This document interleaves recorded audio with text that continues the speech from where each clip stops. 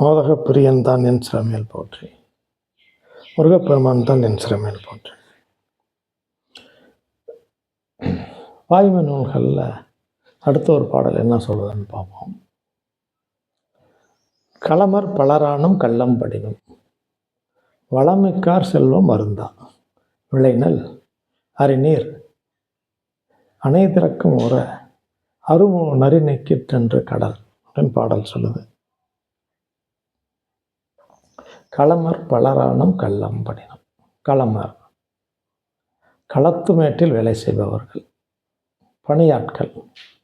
இப்போ களத்து மேட்டில் வேலை செய்கிறவங்க கொஞ்சம் கொஞ்சம் ஏதோ ஒரு அந்த நெல்லாக இருந்தாலும் தானியங்களாக இருந்தாலும் அவளுக்கு தகுந்த மாதிரி கொஞ்சம் ஏதாவது ஒதுக்கி வைப்பாங்க, மறைச்சி வைப்பாங்க.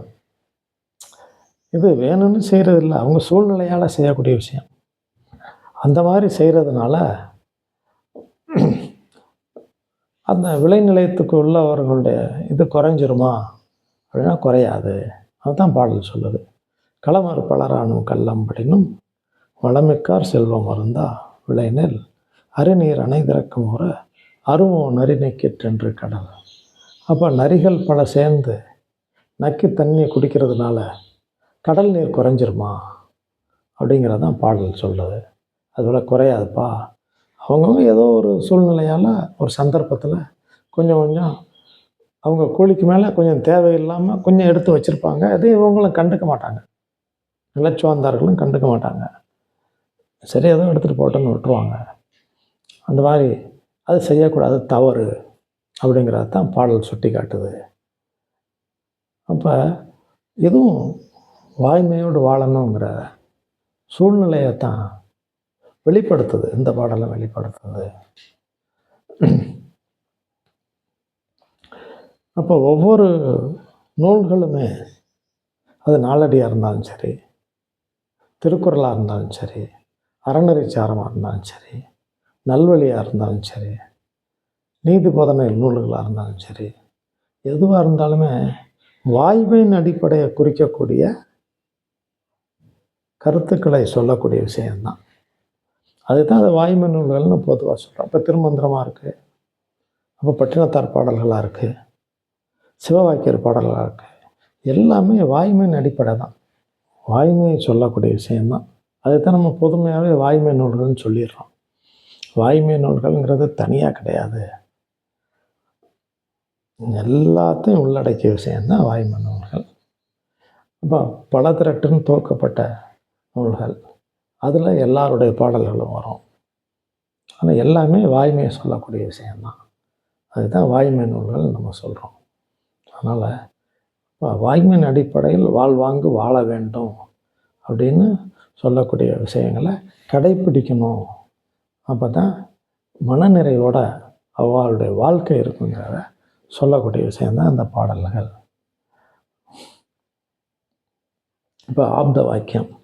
ஆப்த வாக்கியங்கிறது என்ன? இறையருளால் மகான்களுக்கு அருளப்பட்டு மகான்கள் திருவாய் மலர்ந்து அருளியது தான் ஆப்த வாக்கியம். ஆப்த வாக்கியம்னு தனியாக கிடையாது. அவளுக்கு தோன்றிய விஷயங்களை உபதேசம் பண்ணுறது சிஷ்யர்கள், குரு சிஷ்ய முறைப்படி வந்த விஷயம் இது. சிஷ்யர்களுக்கு உபதேசம் பண்ணது, சிஷ்யர்கள் அவளுடைய சிஷ்யர்களுக்கு உபதேசம் பண்ணது. அப்புறம் காலப்போக்கில் அதை எழுதி வைக்க ஆரம்பித்தாங்க. அது எழுத்து என்ற நூல்களாக வெளிவந்தது. அதான் ஜோதிட நூல்கள், பாடல்கள் அப்படின்னு சொல்லக்கூடிய விஷயம். சுருதி சொல்லுது, சுருதி பாடல்கள், ஸ்மிருதி கடைப்பிடிப்பு, பாடல்கள் சொன்ன விஷயத்தை கடைப்பிடிக்க விஷயம் அப்படின்னு சொல்கிறது. இப்போ கடைப்பிடித்தல் ஸ்மிருதி, பாடல் சுருதி. இப்போ இந்த விஷயங்கள் எல்லாமே புதுசாக யாரும் சொல்லலை, ஏற்கனவே சொல்லப்பட்டதை நாம் ஃபாலோ பண்ணிக்கிட்டு வரோம், அவ்வளோதானே தவிர அந்த ஆப்த விஷயம், ஆப்த பாக்கியம் என்ன சொல்லுது அப்படிங்கிறத அது ஒரு 4 வரியாக பார்த்துருவோம். சப்தமத்ததிபன் நிகரேசனையாகில் சப்தமத்தில் கேதுவுற புந்தியும் சேர இத்தரையில் உள்ளோர் அறிய மெத்த வழக்கிட்டு அவள் வேறே போவாள் மெத்தவுமே கபடியடா பொய் பேசும் வாய்மையுள்ளோள் வையகத்தோர்க்கு பத்தினியாம் என்ற பெயர் தான் எடுக்கால் பலகாலும் தெரிந்திடுவாள் என்னே அப்படின்னு பாடல் சொல்லுது. அப்போ இந்த கிரக சேர்க்கை இங்கே உள்ளடக்கிய விஷயம் இது. அப்போ நம்ம சொல்கிறோம் முதல்ல சொன்ன விஷயங்கள் எல்லாமே சாரம். அப்போ ருதுவான விஷயங்கள் எப்படி சொல்லப்பட்டிருக்கு, கிரகம் எந்த சாரத்தில் இருந்தால் எப்படி சொல்லப்பட்டிருக்கு, பாவக அடிப்படையில் இருந்தால் எப்படி சொல்லப்பட்டிருக்கு அப்படிங்கிறதா இங்கே கிரக சேர்க்கை. உத்தமர்கள் பார்வையற குஜனும் தானும் சப்தமத்தில் ஏறிடவே ஜகத்தோர்க்கான. அப்போ 7ஆம் இடத்துல இருக்கும்போது உத்தமர்கள் பார்த்தா இந்த விஷயம் சொல்லப்பட்டது மாதிரி, வல்லவனாம் நிகரீசன் வீடு இரண்டும் ருதுவே ஆகில். அப்போ இந்த இடத்துல இருக்கும் கிரக சேர்க்கை இருக்கும்போது அந்த பெண் ருதுவாகி இருந்தால் இந்த பலன் அப்படின்னு சொல்லப்பட்டிருக்கு இல்லையா, அதே மாதிரி தான் இந்த பாடலும் இந்த விஷயமும். அப்போ கிரக சேர்க்கை கேதுபுர புந்தியும் சேர, அப்போ கேது பகவான் சேர்க்க புந்தி புதன் சேர்க்க இப்படி இருந்ததுன்னா அந்த பெண்ணுடைய செயல்பாடுகள் எப்படி இருக்கும், தனிச்சு போயிடுவா, குடும்பத்தை விட்டு பிரிஞ்சு தனிச்சு கணவனை கொண்டு போயிடுவா. அப்போ ஆண் ஜாதகத்தை பார்க்க வேண்டிய அவசியமே இல்லை, பெண் ஜாதகத்திலே எல்லாம் வந்துடும். இந்த பெண்ணுக்கு இந்த கிரக அமைப்பு இருந்ததுன்னா எப்படிப்பட்ட கணவன் சேருவான், அந்த கணவனோட இவ எப்படி வாழ்க்கை நடத்துவா அப்படிங்கிறத சொல்லக்கூடிய விஷயம். புந்தையும் சேர தரையில் உள்ளவர் அறிய மெத்த வழக்கிட்டு அவள் வேறே போவாள். சும்மா சுமூகமாக போக மாட்டா, வம்பு வழக்கு குடும்பத்தில் பெரியவங்களோட ஏதோ சச்சரவுகளோடு வெளியேறுவா. பத்தினியம் என்ற பெயர் தான் எடுக்கால் பலகாலும் தெரிந்திடுவாள் என்ன அப்படின்னு பாடல் சொல்லுது. அப்போ இந்த பாடல்கள்லாம் சொல்லக்கூடிய விஷயங்களை அறிஞ்சு இது எல்லாமே பொருத்தத்துக்கு நம்ம அப்ளை பண்ணலாம்.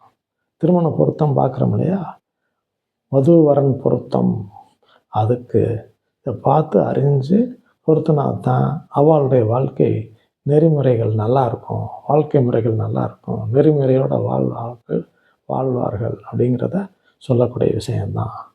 அதில் உங்களுக்கு ஜாதகம் சம்பந்தமான விஷயங்களாக இருந்தாலும் சரி, திருமண பொருத்தமாக இருந்தாலும் சரி, தொழில் ரீதியான விஷயங்களாக இருந்தாலும் சரி, ஜோதிட சம்பந்தமான விஷயங்கள் எதுவாக இருந்தாலும், வாஸ்து எண்கணிதம் போன்ற விஷயங்களுக்கு நம்மை தொடர்பு கொள்ளலாம். உங்களுடைய நண்பர்களுக்கு அனுப்புங்க, ஒரு லைக் கொடுங்க, சப்ஸ்கிரைப் பண்ணுங்கள். வாழ்த்துக்கள், ஆசீர்வாதம்.